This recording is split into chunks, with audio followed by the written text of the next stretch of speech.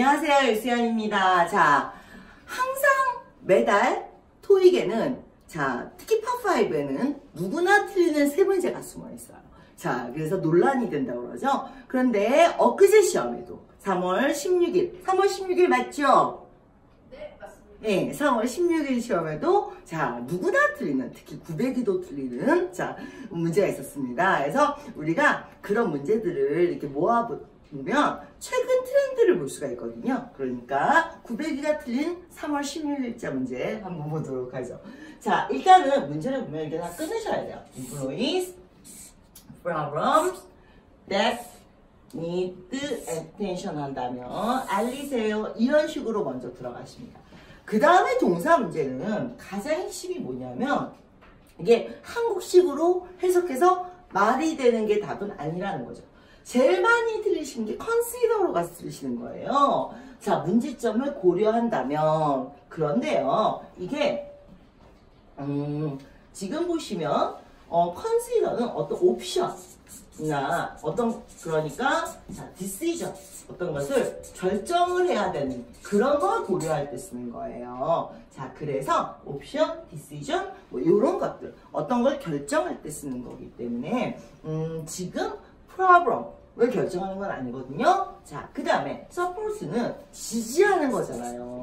근데 여기에 목적어가 네거티브가 부정적인 내용이 나오면 안 되겠죠. 좋은 거가 나와야죠. 자, 부정적인 거. 문제점을 왜 지지해? 좋은 걸 지지하는 거지. 그쵸? 근데, anticipate 하고 또 뭐가 있을까? expect. 그쵸? 그 다음에 predict. 얘네들은 어떤 특징을 갖고 있느냐? 어떤 사실, 객관적인 사실에 의해서 예측을 하는 거예요. 그러니까 막연히 생각하는 게 아니라 그래서 토익에서 얘기하는 비즈니스 영어에서 예상되는 문제라고 얘기하면 어떤 근거를 갖고 얘기를 하는 거거든요. 그런데 프로세스 얘도 프로그램은 진행을 시키는 게 아니라 중단을 시켜야죠. 그죠? 그래서 답은 뭐가 되겠습니까? 이쪽 라인이 어떤 객관적인 사실이나 팩트에 의해서 우리가 예측할 수 있는 문제점을 얘기하는 겁니다. 이해되셨죠? 근데 이게 한국말로 해석을 하면요. 자, 문제점을 고려하다, 문제점을 지원하다, 이런 식으로 해석이 돼요. 그러니까 한국어로 바꿔서 자꾸 한국인답게 뜻을 위주로 가지 마시고요. 자, 이 동사들은 유사 동사들의 묶음이란 게 있어요. 우리나라 말로는 다 똑같은 뜻인데 사실은 각각의 용도가 있는 거예요. 그러니까 많이 본 단어일수록 난 저 단어 알아. 많이 본 거하고 아는 걸 착각하지 마세요. 토익은요. 많이 본 걸까? 아는 게 아니에요. 왜냐면 언제 누구와 어떻게 쓰여요. 걔네들을 반복적으로 나오는 동사들을 위주로 계속 연습을 해주셔야 됩니다. 자, 여기까지 핫 이슈 문제의 114번 문제였습니다. 한국인이라서 슬픈 토익 문제.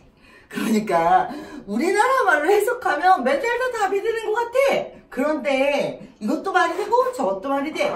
왜 그러냐면은 이게 영어는 품사 위주로 사고를 하잖아요. 그런데 한국어는 의미어. 그러니까 중국어, 한국어, 일본어는 의미어라고 그래서 뜻을 위주로 사고를 하거든요. 그러니까 의미상으로 대충 말이 되면 다 말이 되는 것 같아. 이건 다시 태어나지 않는 한은 이 감각은 갖기가 힘들어요. 얘네들은 아주 미세한 차이로 그러니까 우리나라의 단어 수가 15만 개, 영어의 단어 수가 105만 개. 그러니까 우리나라 단어 하나당 10개의 단어로 세분화가 되어 있다고 생각하시면 돼요. 그러니까 맨날 그 뜻인 거야. 그런데 답은 아니라는 거야. 그래서 한국인은 모두 다 어쩔 수 없이 기본적으로 초반에 토익에 입문을 했을 때 누구나 틀리는 문제. 자, 요번에 130번 문제로 3월 16일 날 나왔습니다. 이거 진짜 다시 태어나야 돼. 나는 항상 외칩니다. 품사가 먼저야. 근데 여러분들은 항상 물어봅니다. 선생님 해석하면 답이 비슷비슷해요. 얘도 말돼요. 얘도 말돼요. 이제 이런 거죠. 근데 기본적으로 품사가 먼저야. 품사 중에서도 뭐가 먼저야? 동사가 2개야. 동사가 2개라는 건 자, 여기에 뭐가 있어야 된다는 거죠? 접속사나 관계대명사가 있어야 된다는 거예요. 그런데 대명사인 너는 동사 2개를 못 받아요. 게다가 자, 또 하나 얘네한테는 가장 중요한 게 품사 먼저.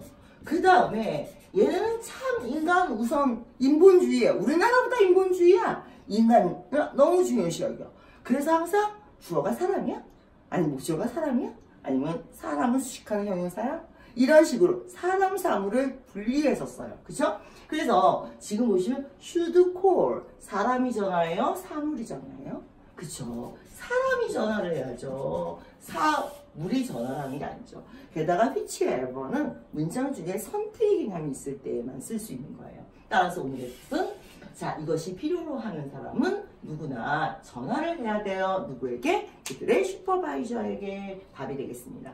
그런데 자, 여기서 제가 가장 강조하고 싶은 건 3월 16일자 문제예요. 그런데 항상 나와요. 그러면 저는 항상 슬퍼요. 왜? 우리 학생들 또 틀렸겠구나. 어디로 가서 틀렸겠구나? 에브리바디로 가서 틀렸겠구나. 그러니까 지금 보시면 의미보다는 자, 한국어, 중국어, 일본어처럼 의미보다는 자, 그 뜻이에요가 아니에요. 그 같은 의미의 단어들을 카테고리를 이렇게 묶어서 시험에 같이 나오는 애들끼리 특히 묶어서 자, 언제 누구와 어떤 특징을 가지고 품사 먼저 사고하면서 이런 습관을 반드시 들이셔야겠습니다.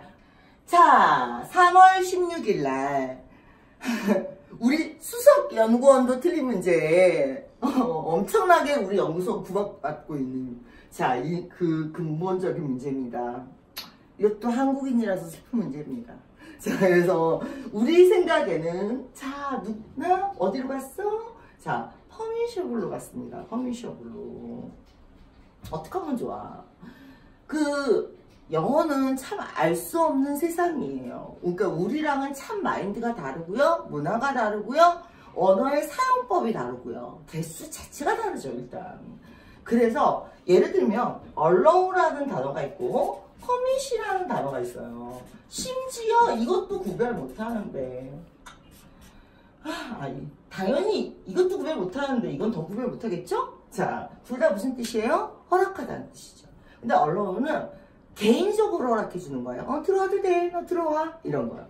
법적으로 허용되는 거예요. 그래서 이제 법적으로 이것이 된다 안 된다를 얘기할 때 객관적으로 그러면 permissionable은 그러니까 법적으로 수용 가능한 뭐 방사능 수치라든지 뭐 수출 그러니까 공항에서 들고 들어올 수 있는 개수라든지 뭐 이런 거랑 주로 쓰게 되고요. 내용은 법적인 게 나오는 거거든요. 근데 리노베이션 하는데 무슨 법입니까 지금? 그랬을 때 리노베이션이 무엇을 포함하고 있어요? 하나, 둘, 셋. 자, 이렇게를 포함하고 있는 건데 자, 그리고 나면 얘는 지금 법적인 허용치에 관한 얘기가 아닙니다. 슬프게도 퍼미셔블은 토익에서 99% 오답인 단어인데 유난히 한국인들만 좋아하는 답입니다. 뭔가 새로운 답을 원하시는 것 같은데 창의적이지 마시고요. 너무 이렇게 말을 꼬아서 안드로메다로 가지 마시고요. 자, 기출 문제라는 건 논리적이고 객관적이고 답이 됐던 패턴을 유지하면서 또 되는 겁니다. 자, confident. 항상 얘기하죠. 인본주의. 우리나라 아닌 것 같아. 우리나라는 사람한테도 사물한테도 맨날 그 단어가 그 단어야. 심지어 스펙이란 단어 있죠? 그 사람한테 못 쓰는 거예요. 제품의 사양을 얘기할 때 쓰는데 우리는 스펙이란 단어를 스펙테이션이요. 자, 어디다 써요? 사람한테 쓰죠? 아주 예의 없는 거거든요. 근데 confident. 자, 사물이 어떻게 confident해요? 자신감이 있는 건 사람만. 예? 자, heavy. 에어리가 헤비하진 않겠죠. 영화 제일 싫어하는 게 뭐야? 중복. 그러니까 비슷한 단어를 쓰는 거예요. 원래 이게 무슨 뜻입니까? 그러니까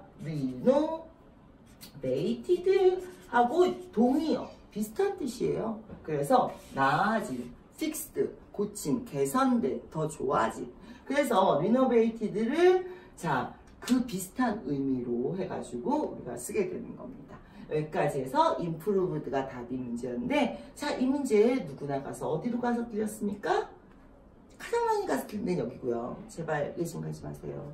그 다음에 여기로 가서 들으셨고요. 예, 그리고 토익 문제 많이 풀어보신 분들은 improve가 다양한 의미를 갖고 있다는 걸 알고 있기 때문에 자, 맞추실 수 있었던 문제입니다. 그래서 자, 2018년이야, 9년이야? 이런 나이를 먹다 보니. 자, 어쨌든 2019년 3월 16일 하디슈 문제, 우리 연구실을 뒤집어놨던 문제입니다. 잘 생각해 보시고요. 이런 트렌드를 가지고 최근 문제들이 많이 나오고 있다는 거 자, 꼭 기억하시기 바랍니다. 오늘 여기까지 하죠. 수고하셨습니다.